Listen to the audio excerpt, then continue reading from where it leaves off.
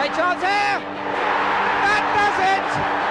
Steve McGavin! And for the first time, Colchester United have won a major final.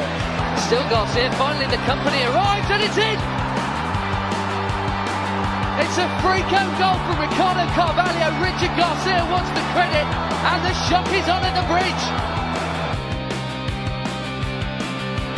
And it's promotion for Colchester United. They've made it into the Championship for the first time in 69 years. Porter, actually being held. There is Porter, and it's Maka!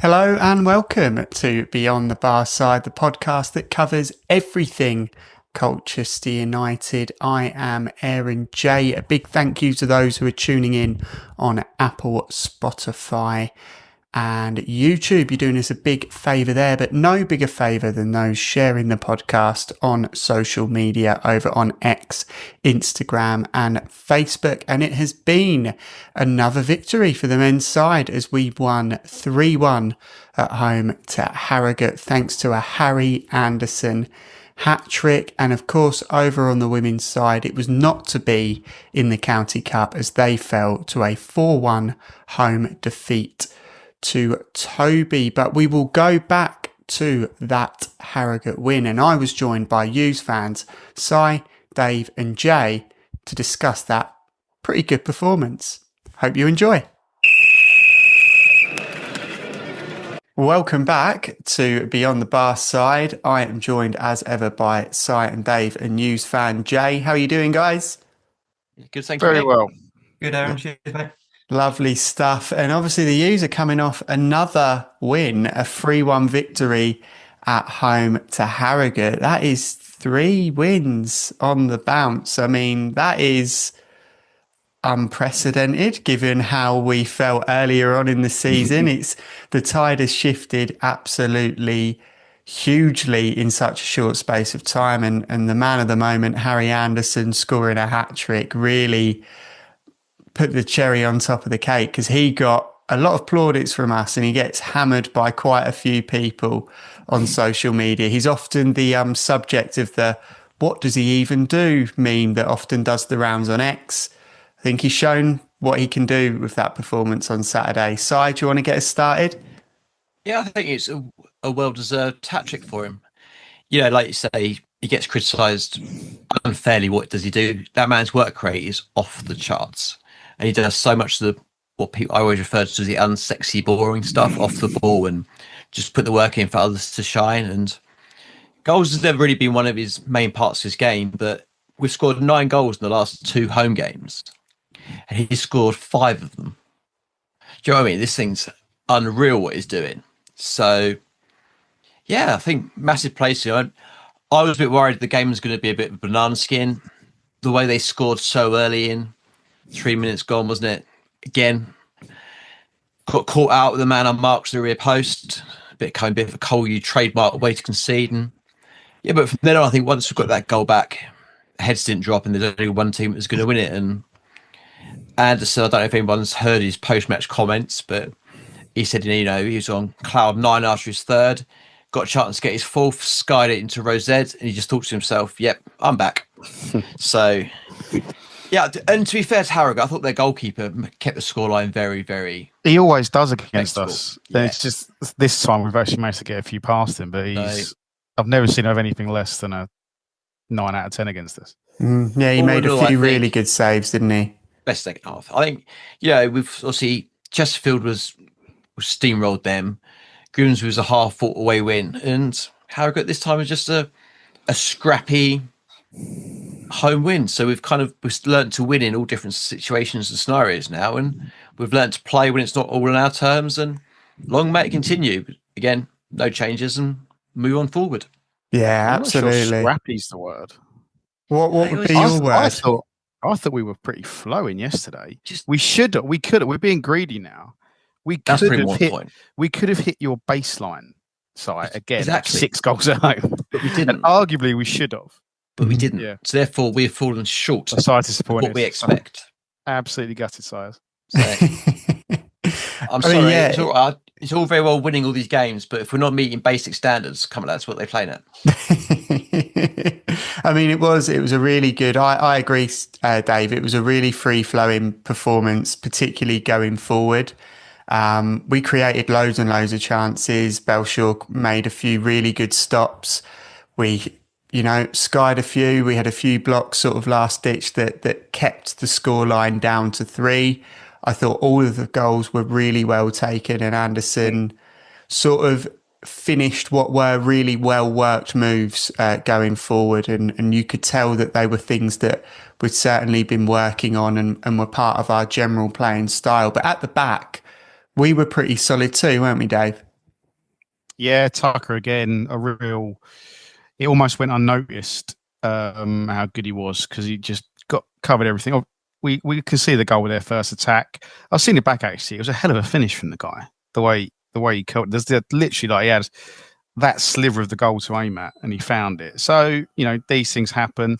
It came from probably our only real defensive lapse in the whole game. It started on the right and sort of snowballed across the pitch, ending with the goal. But from that, again, Ellis and Tucker, no one's talking about them because they were just so effortlessly good yesterday. Just did their job. Araujo was really positive. So he won a lot of big headers, provided his pace covered when we needed to, and nasty injury to Kane Vincent-Young. I do think he had been a little bit erratic before that, and the injury actually came from him taking a bad touch and having to make that challenge. So, and I think at that point we were 2-1 up. Correct me if I'm wrong, when he went off. So you could argue that having got the lead and maybe Rob Hunt coming on and his sort of been a bit steadier, might have actually been a little bit might benefit us, in that scenario. But I think, we were really and just going on from the defence. I think, how much fun is it to watch a confident Arthur Reed? Yeah, play football. He was unreal yesterday, and we spoke last week about how he's maybe growing into taking on more of the responsibilities of a 6. Coupling that with what we know he can already do, and the second goal was an absolute distillation of that. He won the tackle. He managed to keep possession in the tackle. Got to his feet, turned the guy inside out 2 or 3 times, and slipped that perfect ball through to Payne, who laid it back. It was absolutely fantastic, and he did that all day. And I know, again, like we're sport for choice with choice for players of the match, but Anderson got his hat trick. He was brilliant again. I actually think Reed, as an overall performance and influence on the game. I say influence on the game. 3 goals is pretty big influence, but I think you know what I mean. I think I would have given Arthur Reed man of the match, because he was absolutely incredible yesterday. Yeah, absolutely. I think Arthur Reed is really growing and growing and growing, and he's a player that we're sort of running out of superlatives to share about him every week. He really has been that Mr. Consistent right from the get-go, from getting his chance, and there were question marks about him and Bishop together, and they seem to really have gelled and worked how to complement one another in such a way. But speaking of players that are getting their dues and have had an influence on the game, although he didn't score, Jay, Micah Embick, again, I think you referred to him as unplayable on X, and I'm inclined to agree. Quite how good was Micah Embick? Outstanding. There was so many groans, but when you hear people going, it's amazing. And I was in kind of the West Stand, and there was just people just admiring how good he was. And it always reminded me of, he was coming up against some pretty seasoned centre halves against Harrogate. And, when you've got that older kid in the playground who's just gets the ball, just turns one way, drops his shoulder, goes the other way, just never gives it away. And I just this guy's 18. And of course, he's got loads of ability, but just the confidence. And week by week, I think you guys mentioned last week, he's just coming on amazingly well, wasn't he? And like, just it wasn't even his link-up play. It was like how creative he was looking with some of the balls, and like trying to find Lisby. He was making those direct runs when he came short, and he had Anderson kind of diagonally in behind him. I just thought he was. I don't remember him actually giving the ball away more than once, probably. Yeah, and it was. Yes, it was just that I can't, and I think someone said this on Twitter. I can't quite remember a performance from our striker like that, and it was, yeah, I was just not lost for words, but it's kind of like if this is what he's doing now, and we get to keep him for the season, who knows how good he could be? Yeah, in the absolutely. second half, he was toying with them at times. He really was, and there's some of it, and I know I can remember couple of the bits you mentioned there, Jay, when everyone just went, when he just took the ball from the sky. There was one, he had two defenders either side of him, and he does this a lot. Two defenders either side of him, a difficult ball coming out of the air, gets it down. He has the ball entirely under his control. And just, and like you say, Aaron, the last two home games, he's not got a goal, but the influence he's had on the game is huge. Yeah, huge. It is, and it's how measured he is as well. It's like there was a moment where he had the ball and the centre half starting across him, and he sort of just done that little feint, knocked it off to the side, and then we've created another chance. And it's things like that you really don't expect from an 18-year-old player making their first steps in the professional game. But he just seems so wise beyond his years. From a football intelligence perspective. Shows how good he is, though.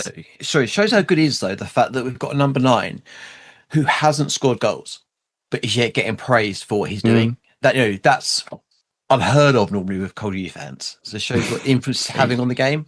Yeah, it's so influential. See, going back to the goal front, for me, I was looking at what the club put up about goal scorers this season. We were worried about not having that one bloke who gets 20 goals. Well, to be fair, we've already got 3 players on 5, a couple on 4. So we're spreading the goals around nicely. So we haven't got to worry about focusing on one person. We could everyone can do it. Yeah, absolutely. It's very much a team performance, and there were so many people that contributed. I mean, I genuinely couldn't single a player out to say that they were, affecting the game negatively. It was such a joyous performance to watch. Obviously, Si, you'll be fairly disappointed that Ronnie Harvey doesn't get into the squad. I can't resist always making a joke. But he did captain the side. He did captain the side against Sunderland for the 23s. And I'm hoping he'll be captain again when I go watch the Aveley game on Tuesday. Of course, we've got them in the Essex Senior Cup, haven't we? Yeah. That's definitely be a 23s side going out there. It always is. So. Yeah, absolutely. I mean, it's so strange because, I mean, we've unchanged again. That's 3 league games on the bounce, that the starting 11 has been exactly the same. So the consistency of the starting 11 and the consistency of the performance correlates really, really well. But it does make it difficult for who were considered to be the key players at the beginning of the season: Aurora Edwards, Samson Tavide, potentially Will Goodwin when he becomes fit again, Tom Flanagan when he becomes fit again, Dominic Gape when he becomes fit again. There's all these players that... He's not going to be a key player. As in Dominic Gape? Which one are you referring to? Dominic Gape. I don't mean to sort of put it down on how positive we are around, but I don't think Dominic Gape's going to be a key player somehow. Well, I think we thought at the start of the season he might be, just based on who we're in. Just thinking about, but thinking about the players that we've got coming back, I mean, it's really going to be really hard for them, isn't it? Yeah, and we thought, like we said last week, 2 weeks ago, we said Flanagan definitely comes back in.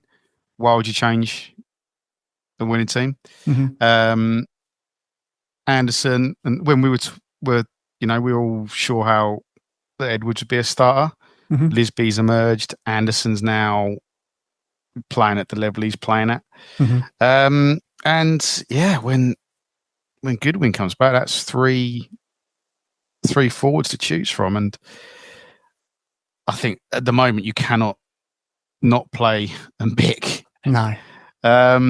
So it's between him and Sampson as to who gets more minutes. So it's quite exciting. I mean, how long have we been thinking, we're good and there's other good players that can come on?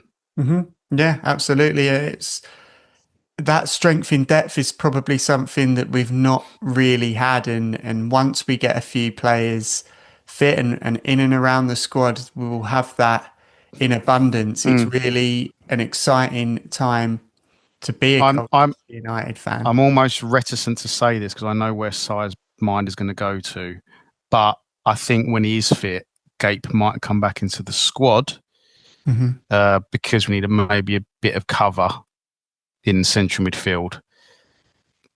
So I know what Si's thinking, but don't say it, Si. Don't do it. Come on, you can go past it. I'll go down a different angle. I think the FA Cup game will be when we'll see some of these players emerge back into the team. And I think we'll make some changes there to see their level of fitness and how they fit into the current system. And Daniel then make his decisions for the league game against Bromley based on that. I think it's there you go, Dave. It's an interesting one, isn't it? It's a good problem to have. It's definitely a good problem to have. Although, like the Sampson problem, as I probably keep talking about to friends and other fans, is he needs to play, doesn't he? To kind of, to try and get his value back up. If we want to try and move him on in January, he needs to start playing and getting back into doing Samson things. But it's you can't drop Mbick at the moment, and it's good reason. I mean, you've got Mbick who's obviously doing fantastically well, so you can ease Goodwin back into the minutes, which is great. But it's a bit of a restoration project with Sampson, I think. I don't know how you guys feel. He's gone from £1 million player to really low on confidence, and we know what he can do. He's an absolute menace, isn't he? And he just, I don't know where he gets back in and gets minutes, really. Yeah, I don't disagree. I think he is a bit of a rhythm player, but if you look at it the other way, when Goodwin got injured, obviously Taylor had left. Everyone was looking. Everything was on his shoulders. So I might actually allow him a little bit more freedom and a little bit less pressure to have someone performing like Mbick, to have those other options so he can maybe go a little bit more under the radar. Because one thing he's never been able to be is under the radar. And sometimes that might actually work out to his benefit. But I think I'm not sure that his performances will necessarily knock his transfer value down. I think that's probably more fitness. I mean, his transfer value is his transfer value. He's based on his age and his profile. So I don't think at the moment that's going to be too badly affected. I can still certainly see teams willing to take him in January. So maybe it's a case of making sure he's fit without that pressure on him. Sorry, sir. I think you're right there. If we can keep him fit, clubs will know what the potential is there and what they could be getting, and especially in January when clubs who need goals will be looking for strikers that are willing to make an impact. And I think he'll fit, like you said, there a lot of their profiles with what they know they could be getting and a fit Sampson. So I think as long as he buys his time and doesn't do anything rash or stupid when he does get his camo performances, he still set himself in good stead to go in January, which will be the best for all parties, I think. Yeah. I think as you've all said, there is a player with real ability there that can have such an impact on the game and on the side that he plays for. So it's certainly not a slight on Sampson himself, but when you've got someone like Micah Mbick who's coming in and doing the business, it is very hard to unseat that person from the saddle. But it was a really positive performance. I put it out there for one-word reviews. We've had a few. Rob went with progressive. Gavin went with unbickable, which seems like a new word that could go into the dictionary if he carries on. I think it should. The way he is. Dave went with Anderson. Lots of people went with Anderson, which I think is fair enough. I mean, for someone that works so hard, it was really nice to see him get that recognition via the hat trick. So I'm really pleased. Blake went with consistent. Jane went with joyous, and Ian went with peanut butter, which is 2 words. So we can't have that, even if That's it's the main hyphenated. problem with that. Yeah. Yeah. I would say so, unless we serve it at the ground for some unbeknown reason. I have no idea. But We're serving nachos now. I don't think nachos Are are we? a football Where? at the ground. Where are we serving nachos at the From ground, the Dave? kiosks. From the kiosks. I see people Didn't see walking, them they in got the West nachos. Stand, mate. No. Well, you don't. What do you see? Foie Jay? gras. Jay, you were in the West Stand. Did you see nachos? I didn't know. I was going for the prawn sandwiches, but they'd all gone. There's So. nachos. There we They're go. not football food though. You need one hand like free, or like a burger. You could have one hand free to cheer and swear at people and whatever. But anyway, that's not where you were going with that, Aaron. You keep both I of get yours in so your jealous. pockets. Not at the No, moment. sometimes it Not at the crosses moment. He Firmly, uncrosses them like his part in the Red firmly- Sea. Yeah, to opposition defences. It's probably more Jack Payne, to be fair. Yeah, I'd like to play my part. But I'll put it out there for one word reviews from you guys. We'll start with you, Jay. What's your one word review for the performance on Saturday? Mine was polished. I think I put in response to your Twitter question. But coming back to obviously what Si and Dave said earlier, I think it was polished up until about 55, 60 minutes, and then we had a bit of a lull, which it did get a bit scrappy, as Si alluded to. But I think I don't know how you guys feel. It almost felt as if we were just kind of taking a foot off the gas and just coasting a bit. And it could have been 4 or 5 easily into the second half. And I was sitting next to one of my mates, Tony, and I said, "This is a bit weird, isn't it? Because I'm a bit disappointed that we're not 4 or 5-1 up. This is what's going on here." But I'll probably say quite polished, and I don't think they really, other than a ball across the box midway through the second half, I don't really think they had much to worry us. But I think it was really good, really, really good. Could have been even better on another day. Yeah, absolutely. It seems so weird to say that we're disappointed with 3 goals going in the back of the net, particularly given our scoring form at the beginning of the season. I mean, we couldn't buy a goal for quite a few games, and but it's absolutely valid. We could have had loads more goals, and we didn't. And we're then thinking, only 3. That's incredible. But very polished performance. Rob Hunt hit the post. He did. I'll say that was again, by the way. Yeah. Well, both of the posts. So Rob Hunt in the first half and Bick in the second half were him making just incredible. Belshaw's got a vendetta against us. Was it last season? Maybe it's 1-0. Was it? Yeah, and he just was unbelievable. Everything.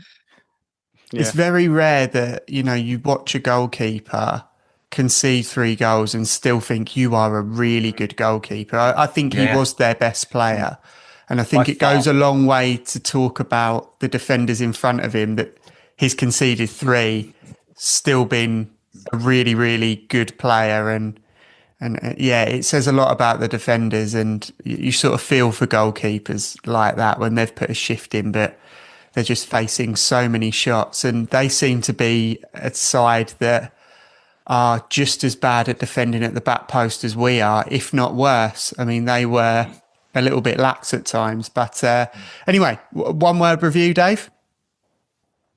Comprehensive, I think. Even when we let in that early goal, when we stuck to our principles, played our game, and then once we got the equaliser, I can't remember the last time I thought this watching Cole U, but once we got that, I was absolutely certain we were going to win, and win comfortably, and it could have been a lot more comfortable, as you just said. Exactly as I predicted. Exactly as you predicted. Absolutely. Yeah. I mean, you and Dave you and Si both went for the 3-1, didn't you? I want to raise a point of order here. Go for it. I said in the episode. On the pod, thank you, Si. On the pod, Si said 1-1. On our little panel prediction that you put on X, Aaron, Si said 3-1. So what do we? I'm imagining there's a Substack size written somewhere that's set that predicts Harrogate's going to win. So it's got everything covered. And you can say, I predicted that. Because obviously when I was going, we're going to win, we were getting battered. Then I started being negative in my score predictions on here. We started doing well. So I just felt I've just got to keep going with that. I'm big in tradition and we'll kind of little things you've got to try and do to get those points on the board. That's fair enough. Like the Golden Eagle on Twitter. Exactly. Have you seen that? Yeah, exactly. There's a golden. Is it a golden? I don't know what it is. It's a golden bird, isn't it? And golden pigeon, isn't it? But yeah, golden Ben pigeon. Haggett said, yeah, he's been given it, and we haven't lost since. Yeah. Explain this to me, Jay. What the golden? I don't know.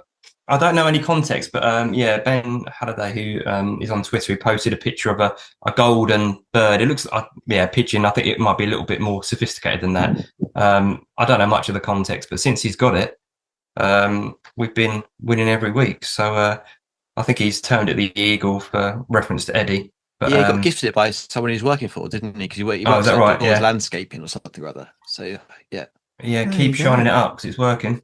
Fair enough. I mean, the Cowleys are going to be fuming if a pigeon gets the credit for it over them. But fair enough. The golden eagle, nice. We'll give superstition. That. That's the word I was looking for. Superstition. That's about it. Nothing wrong with superstition and tradition, mate. I think it's a valuable part of being a football fan. But Si, what's your one-word review? Defining. Nice. Purely I like because it's going to sound really big-headed from a culture point of view, but the Chesterfield and Grimsby games, given where they are in the table, are games we were likely to win because that's what we do. Games against teams that are poor or around us are games we tend to absolutely find a way to lose. Yeah, I think with that first start of the game, we started off really well, then gave the ball away. They scored in 3 minutes. There was an element of, oh God, here we go again. But the fact we didn't, and we produced what is now becoming a Colchester performance with attacking intensity, pressing, shows that we can do it against whoever we're playing. And I do think we'll look back at some stage and think this October was the defining moment of our season. Yeah, I don't disagree. I think we've really turned a corner, and I think this game really cemented the fact that we've had that turn in form and that we're a team that's potentially on the rise. And Dave, you alluded to Rob Hunt a little bit earlier in your one-word review about how he hit the post. I think he had a really good performance when he came on for Kane Vincent-Young. Obviously, Rob Hunt is a player that does get his critics, I think unjustly, but he does get them. Came in, did his job, and I think he's well fitted for the squad on Saturday, don't you think? Yeah, he was solid. You know what you're going to get from him. Mm-hmm. So it was a facial injury, so I guess it's probably 50-50 whether I think if he is fit, Kane will come back in. Yeah, but you never really know with those. It could be we go back to last season, Goodleaf, who had a horrific facial injury, and I don't think Kane's was on that sort of level. So we'll see.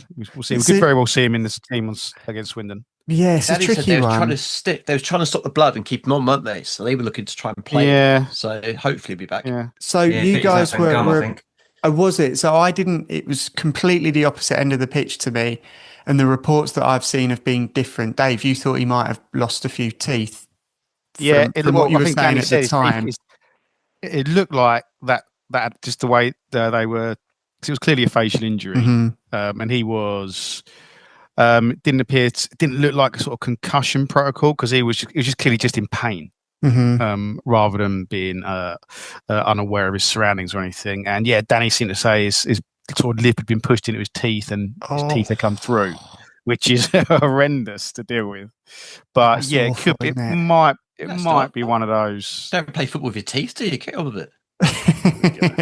There you go. Unbelievable. Yeah. Well, that sounds completely gruesome and expensive. I hope he's not footing the bill for a new set of ashes. Si, Dave, Jay, thank you very much for joining me for another review of a win. This is becoming a great thing that we're doing. Thank you very much, and I'll speak to you a bit later to preview the Swindon game. Cheers, guys. Cheers, mate. Huge thank you to Si, Dave and Jay there. And we look ahead to our next fixture where the U's travel away to Swindon. And I was joined for an opposition view by host of the Fools Rush In podcast and Swindon Town fan, Stephen, to get his view on the game. Welcome back to Beyond the Barside, and it is time for our opposition view. And this time I am joined by Swindon fan and host of the Fools Rush In podcast, Stephen. How you doing, mate?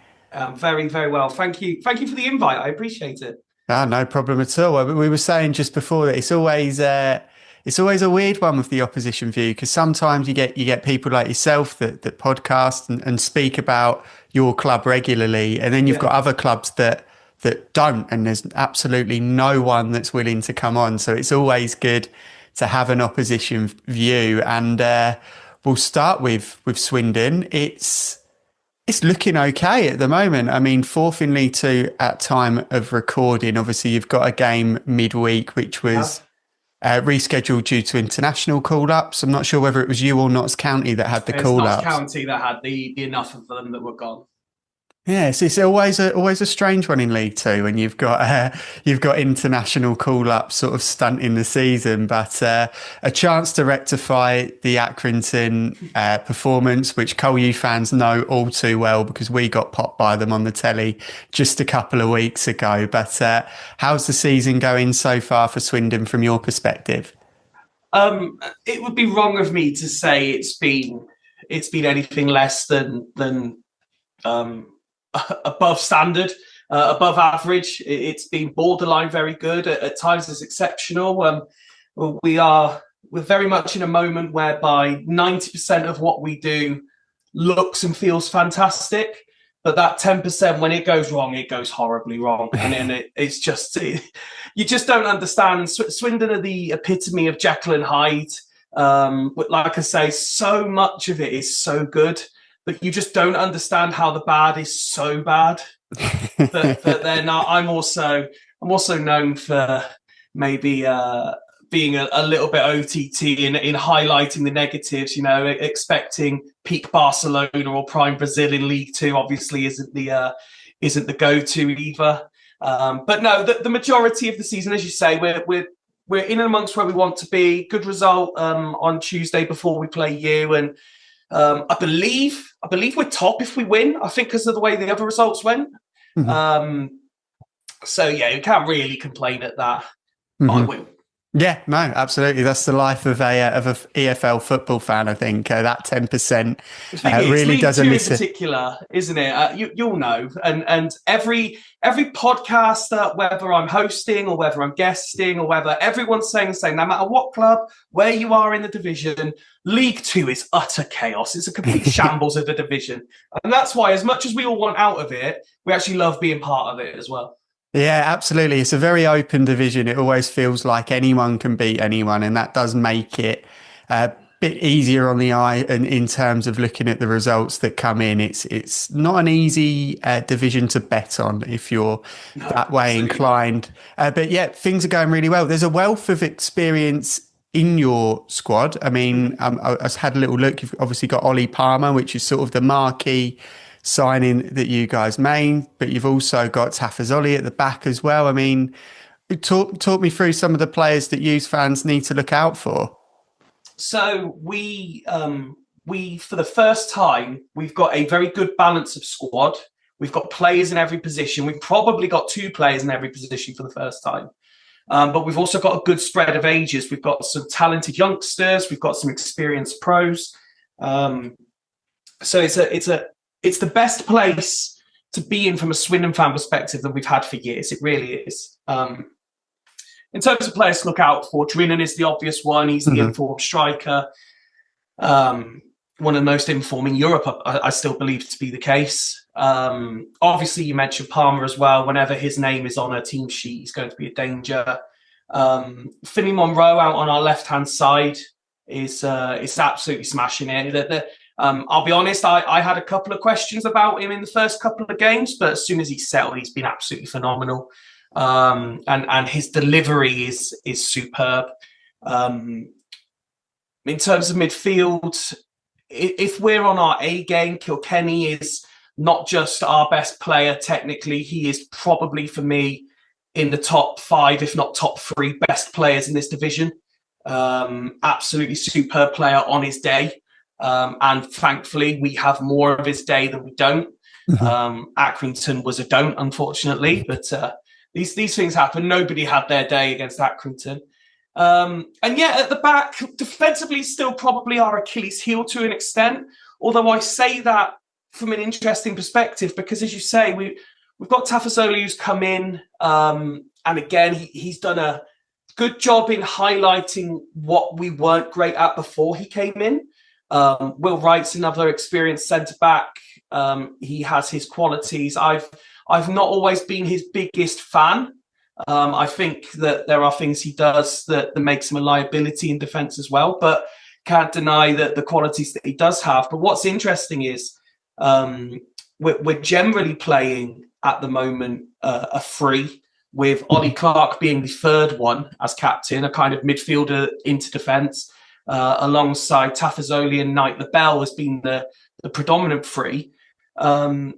Yet not included in that is Wilson Brown, who we've got on loan from Leicester. He's a young centre-back. I think he's only like 18. He's very tall, very physical. He's got a fair bit of pace about him, loves that last-ditch tackle as well. For me personally, he's been our best defender this year, and he's only finding a place on the bench, which has really surprised me. I think maybe after what's happened at Accrington, that might change. Very, very interesting to see what happens on Tuesday with the team selection.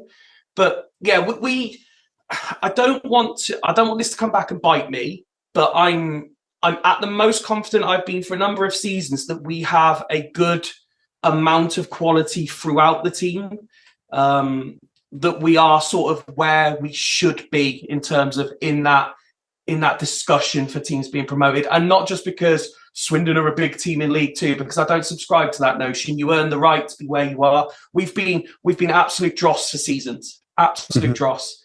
And this year is the first year that I've gone in thinking, could we? And the start has suggested, yes, we could, but we need to get rid of the stupid mistakes, because every time it's poor for us, it's always the same. And this is where, the little insights for you. We concede the same two types of goal. And this is where you will probably catch us out, because obviously Colchester will watch this and be like, right, this is what we need to do. The amount of times, again, for me, Swindon fans will always disagree with me on this. I think Rickley gets caught out of position too much. He got lobbed again for the first one on Accrington. He should never be being lobbed, especially from kind of that far out. It's not like it's a David Beckham style chip from the halfway line. It's a bouncing ball that he's just kind of placed over the goalkeeper. If you're that far out, you can't get back to your line or jump and reach the ball, then that's a positioning issue. And it's not the first time that's happened. And then we have, I mentioned Kilkenny didn't have a great game.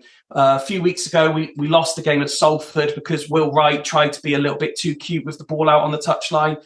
Yesterday, Kilkenny tried to be a little bit too cute with the ball out on the touchline. Both of them lost the ball. It ended up in the net. And so these things happen. We also have a habit. If you do take the lead, for example, and we will push, we will fight, and we will battle to get back into this. If it doesn't happen, I can tell you now, you will get a second goal, and the way you will get it is just running straight through the middle of our team, because it's happened maybe 4 times this season where the ball has just gone straight down the middle of our team when we've been chasing to try and get back into a game. And it scares me because I know who's in your team, is exactly who's going to do it as well. Who do you think it is? Just out of curiosity. Given that Sir Mr. Payne's not long got a hat-trick, and another Mr. Anderson just got a hat-trick at the weekend as well, I'm very concerned. Very concerned as to which one of them's going to carry on their goal-scoring form. I mean, it's interesting. Obviously, you speak about Monroe playing on the left-hand side. Kane Vincent-Young went off injured on Saturday with a suspected, it looked like it potentially lost a couple of teeth, so he certainly won't be featuring. No, not at all. So it will be Rob Hunt coming in more than likely. So that another Swindon fan favourite. Yeah, so it may be a case of they're looking to sort of exploit a player that hasn't been playing as regularly as he'd perhaps like. But then you've got Jack Payne and Micah Embick running through the middle that could potentially pose problems for Swindon. But if you've got the 3 at the back, maybe one sits on Embick and tries to mark him out of the game. I can see Tafazoli. We don't do things like this. We don't do things like this. We are all out attack. It's very much Holloway ball. Everyone is there to try and score goals. Our focus is to score goals. We don't focus on defending. And the general mentality is that we will outscore anybody. It doesn't always work. And we like I say, since Tafazoli's come in, with the exception of Accrington, it has looked better defensively. The things that we've been pointing out, saying we still do this, he's been making sure we don't do that anymore. But then you can't legislate for just being absolutely dross away at Accrington. That's fair enough. And sort of a natural segue, you've mentioned Holloway ball. Ian Holloway seems to have turned the fortunes around at Swindon. I mean, I recall him coming in and you were sort of down there with Colchester. I mean, it was sort of between the two of us to try and turn it around and get ourselves up the division towards the end of the season. And we both managed it, which was really good. Prior to Holloway, a sort of mixture of managers that didn't quite work out. I mean, from a Colchester perspective, John McGreal gave it a go and then didn't actually manage a game, which seemed very confusing. So, I mean, how much of an impact has Ian Holloway had from your perspective? I mean, I've been on record and said when he was first appointed, I was very much in that, oh no, what have we done camp? I was not jubilant with the signing at all. But I'm happy to say I was wrong. Look, he's very much focused on culture. He's very much focused on strip it all back to basics and then build in his image what it should be. And although if you listen to his press conferences, football sounds a very difficult game because he loves it that much that he still brings out the quotes that you don't really know what's being said. And you're like, what are you talking about? He's very much of the opinion of you work hard, you work for each other, and you score goals. And that's kind of the crux of his ethos that comes across. And that's generally, and it would be wrong of me to say otherwise, that's generally what happens. The players work hard, they work for each other, and we do score goals. So it's not bad, is it? At least a side that scores goals is an exciting side to watch. But we'll look ahead to Saturday. Obviously, there's a game in the middle which may change your opinion depending on how that goes. But what's your prediction? How do you see yourselves getting on against Colchester? It's always a funny one with Colchester. For anyone who's ever watched our show, a few of us have a soft spot because we got on so well with Si, who obviously you've had before. And every year I say Colchester are the dark horses. This will be your year. This will be your year. And every year he says, please stop saying it's going to be our year. Please stop telling me this. This game really could be anything. What happens midweek will be key. And will, revise my opinion of it based on that. Holloway's not very good at consistently losing in the sense that if we lose, we generally don't lose straight after. He will work those errors out of the team and he will not be remotely happy. Whether we were down to 10 men or not, he will not be remotely happy going to Accrington and losing 4-0, which bodes well for the Notts game. And then hopefully what Swindon are good at, since Holloway's come in, is the building of momentum and not losing it. So the fact that we've lost hopefully tells me we don't lose Tuesday.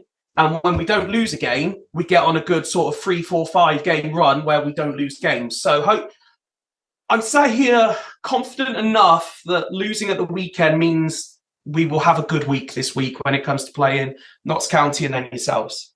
Yeah. Will we get 6 points? We can get 6 points. I think we will get 4. I'm not sure which way round that will be.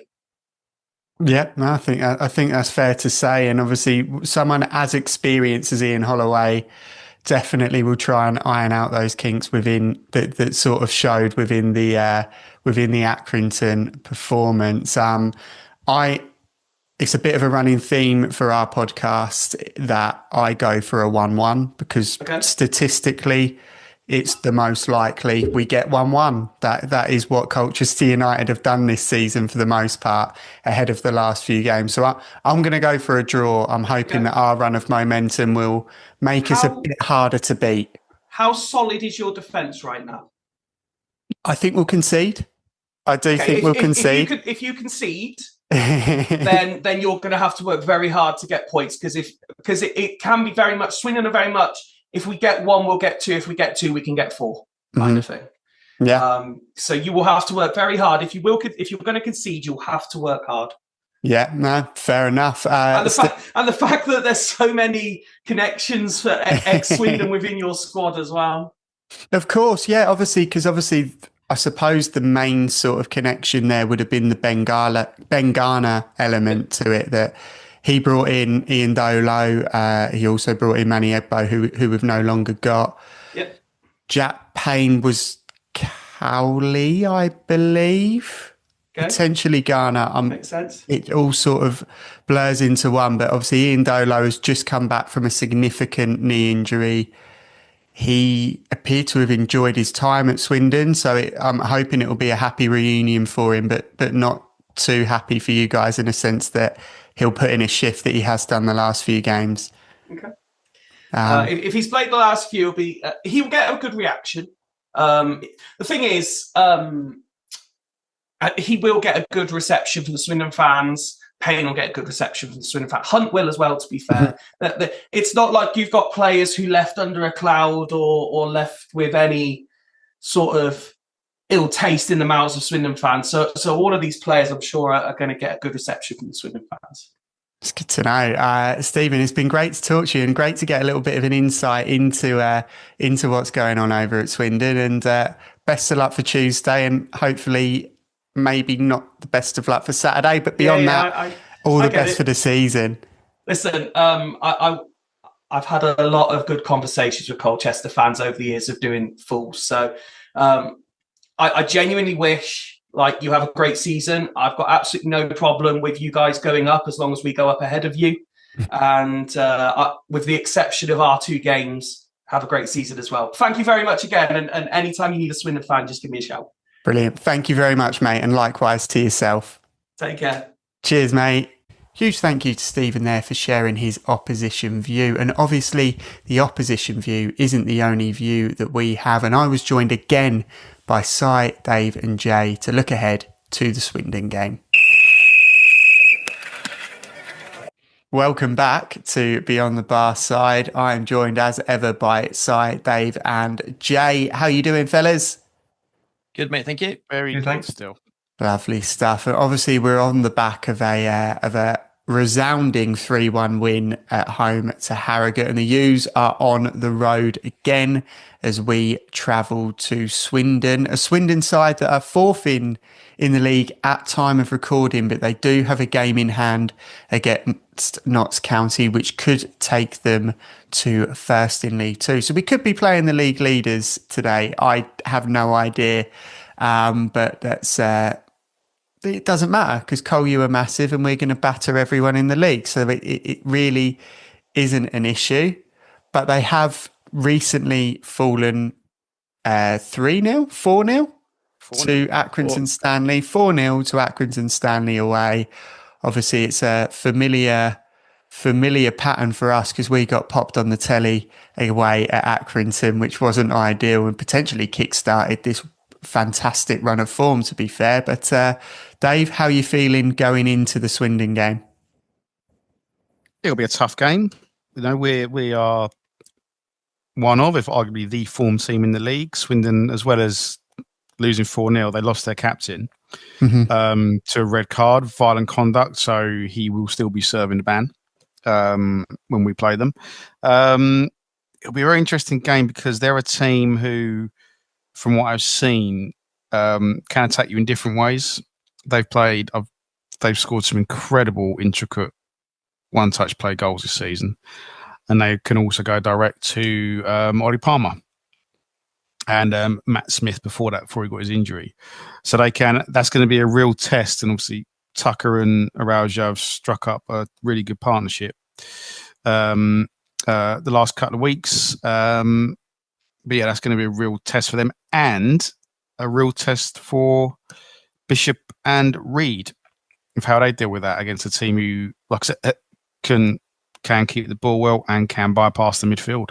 How do they deal with that? So that's going to be interesting. But at the same time, we are good at retaining possession and making the game be played on our terms. And sometimes when you do that against teams who are up there, even like Grimsby last week, their fans were expecting them to control the game against us. And they were turning. They get a little bit more frantic. They get a little bit. They try a bit too hard to do things, and that's when we're at our best because we conceded one shot in the second half against Grimsby. So if we can do that, impose ourselves, I don't see again. It's definitely a game we can win, but at the same time, a point at a team like Swindon who are doing so well would be a good point, and then that carries the run going, and then you could look at. Through if we could do that, that'd be 10 points in the month, playing against 3 really good teams within that month as well, and a tough team to play against in Harrogate. So yeah, I'm confident. I'm confident of. I'll while the other guys are talking, I'm still not sure what my prediction is going to be, but I'm confident we will give them a test at the very least, and I think we can come out on top. Yeah, absolutely. I mean, you sort of if this game had fallen sort of 3-4 weeks ago, it would have been like, we're going to a side that are absolutely bossing it, and we really probably wouldn't have predicted the win and looked upon it so favourably. But a few wins on the bounce, it really does change how we perceive our potential, how we perceive our fortunes could be on the day. But it is a good side. I mean, there's some really, really good players within that Swindon team. Ollie Palmer being one of them. Ryan Taffazoli as well has come in there and shored up a few bits defensively, albeit they did concede 4, but they've made lots of different adjustments and really kicked on this season. Jay, they've got really good players for League Two. Is that a concern? It is, but at the same time, so have we. So I think you're looking at maybe our starting 11 at the moment. Who would you want to swap, really? And it's, I mean, not many for me. So, and obviously, I was listening to Simon Weaver's post-match interview yesterday. It was, sorry, and I don't think. Well, there's not any clubs in the division that are doubting what the Cowleys can do, and actually the squad that we have. So I think, much like Dave, I'm expecting that we'll put in a good performance, and obviously a result will be fantastic. And even if we play well, you can obviously get a number of different results, can't you? But I think now we're got good momentum, haven't we? So I'm quietly confident that we can get something, much like Grimsby, but it might be now that we have to be a little bit more savvy because clubs are thinking actually Colchester are starting to motor a little bit, and they might show us a little bit more respect, which will be interesting to see what happens. But although, like I just mentioned, I think people will always respect what the Cowleys can do and what their sides do. So it'd be interesting.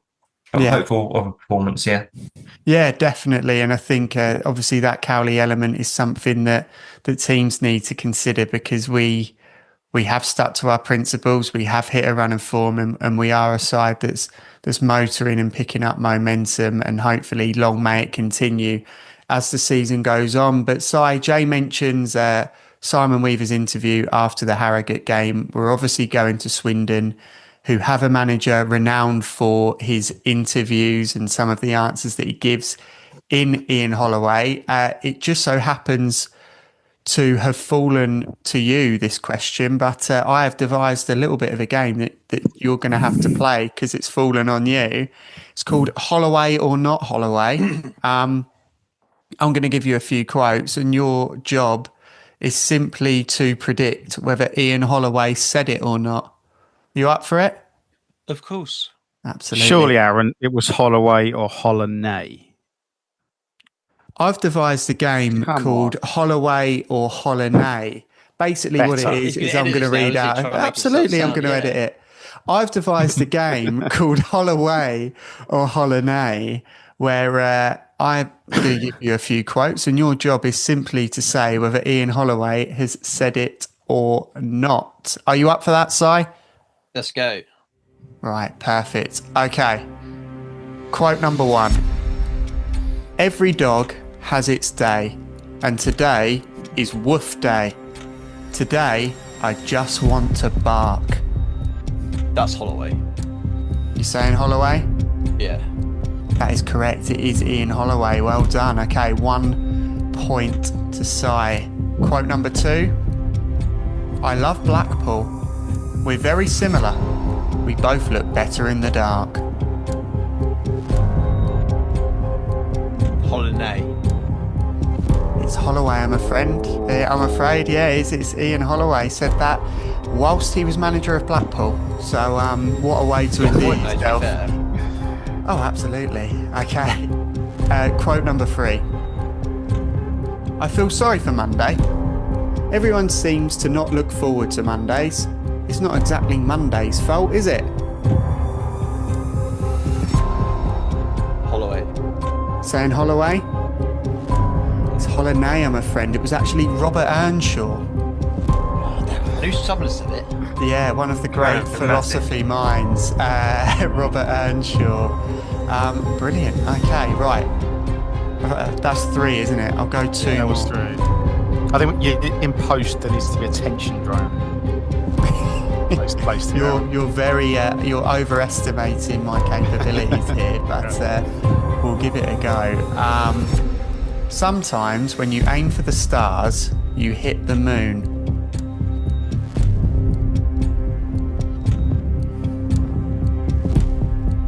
He's probably said it, but a lot of people have said that. So I think go either way. No. Well, I think you said it, but I don't think you necessarily one of his quotes that makes sense. No. You saying Hollanay? Yeah, Hollanay. It's Holloway, my friend. He did say it. That's one of those quotes that so many people say. It's not just it's almost him, it's almost not crazy enough to have. Yeah, that's what I say. It's not really why it is. It's way worse. The thing is, his mannerisms is it. It's like the old Ronaldo one. I hope he's hung like a hamster. Not many people are going to say that, are they? But that's Holloway isn't. Whereas, aim for the stars, you might hit the moon. Aim for the moon, you won't get off the ground. It's kind of a sports psychology type thing, isn't it? But he said it, all right? But to be fair, he might have said a lot of things, but a lot of them aren't really the sort of thing I want to repeat. So we'll go for quote number 5, and this is, I wouldn't confrontate someone for no reason. Yeah, Holloway. Saying Holloway? Yeah. It's Hollanay, my friend. It was actually Joey Essex. Don't know what the context was for him saying that, but yeah, Joey Essex said that. It wasn't Ian Holloway. It was a strong start, Si. You are, in Holloway or Hollanay terms, you are like last season's Walsall.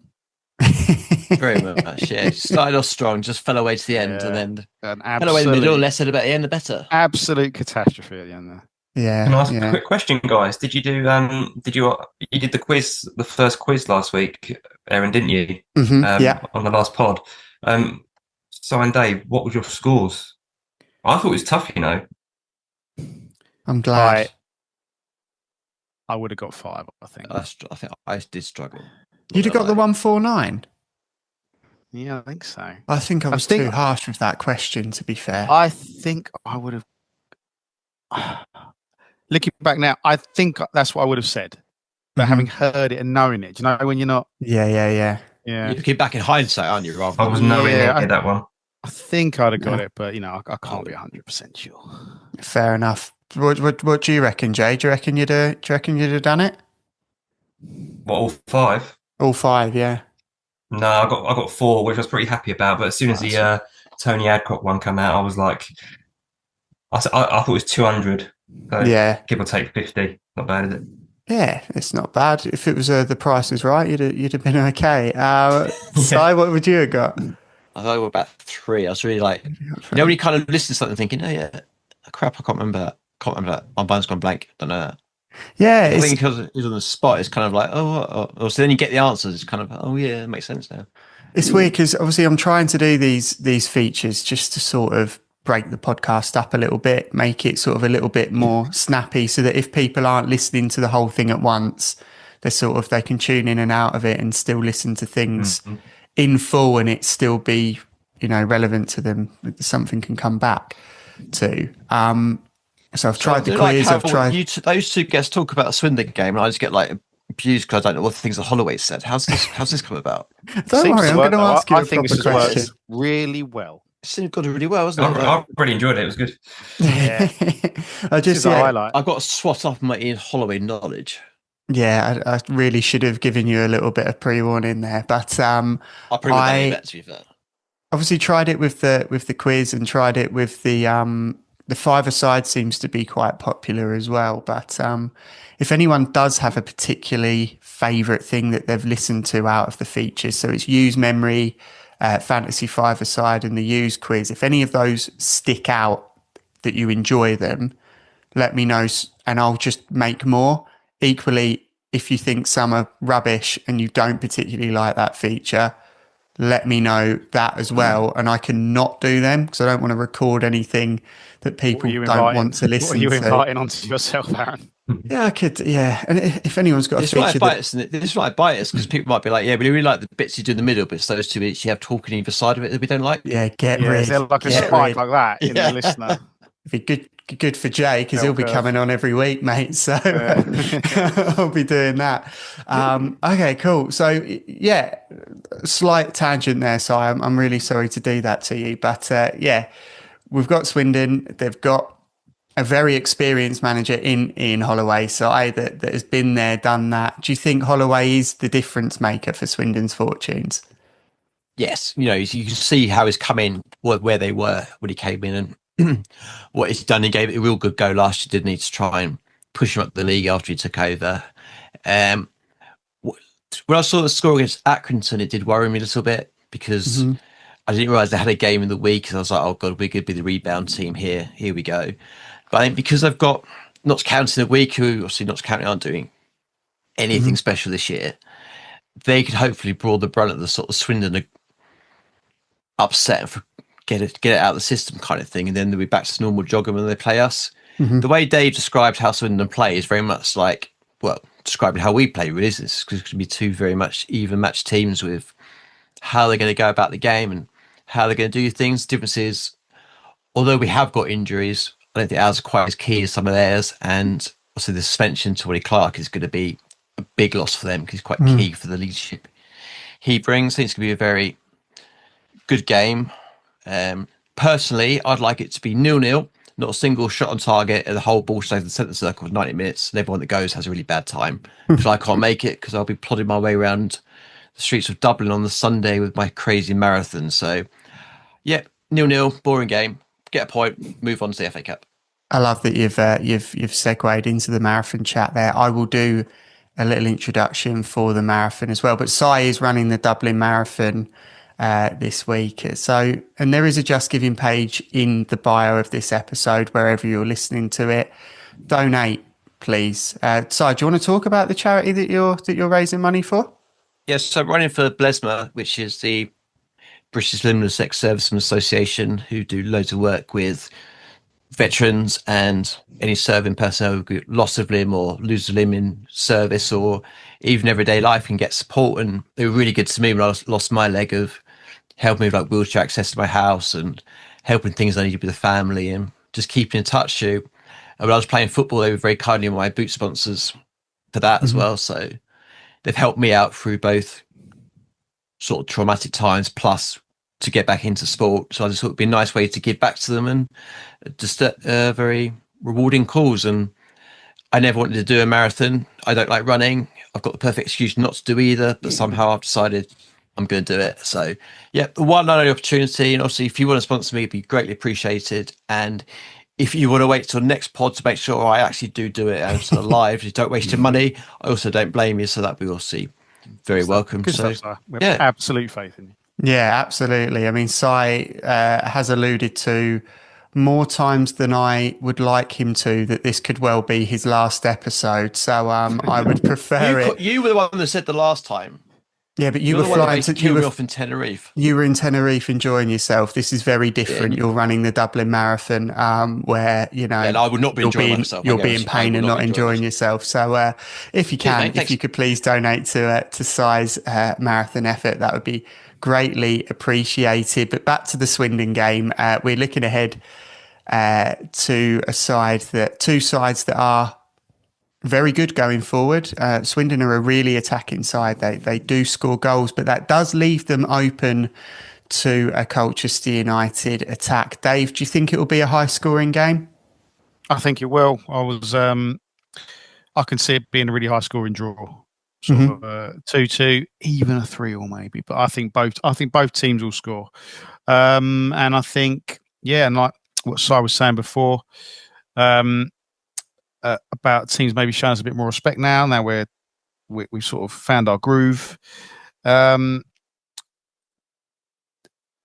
can still be a benefit to us because the way we play in the different types of weapons we got, if they decide to drop deeper to counter Lisby's pace, that gives more time and space for Jack Payne and Teddy Bishop. If they decide to crowd the midfield, that leaves space on the overlap to use Lisby's pace and Anderson's work rate. So there's a lot of ways we got a lot of weapons now. It's really exciting. When was the last time? This is it feels good. So it's almost, I was thinking, it's almost like we've flipped it on its head a little bit from last season with the players we had. It was about being solid and robust, and obviously the Cowleys still want that. They would ideally like to keep a clean sheet every game. But this season, we seem to be more of a, like yesterday, and a lot of games, we're letting a goal. But look at what we got. We're going to score 3. Mm-hmm.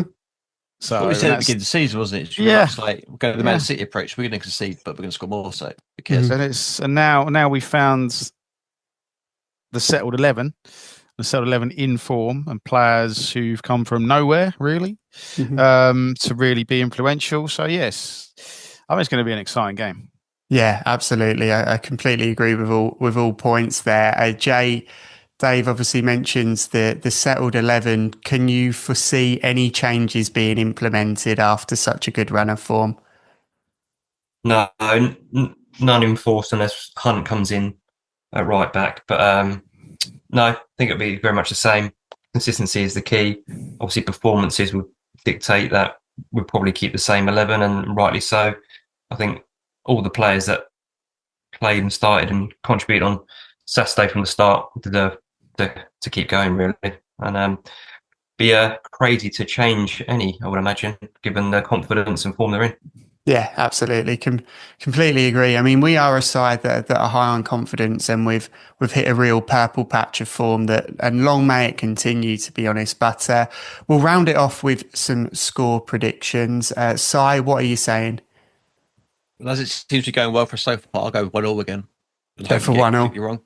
Lovely stuff. I think that's fair enough. And this will go on the graphic, Dave. We'll make sure that what you're said in this particular podcast goes out on the graphic that gets released. I'm trying to put more out on socials to bring more eyes to the podcast, and I don't want them to think we're liars if if Si's doing the saying one thing and then I'm putting out another. So you're right, Dave. I'll show a lot more integrity in what we're putting out. But Dave, we'll go for you. That's all I want, Aaron. 100%.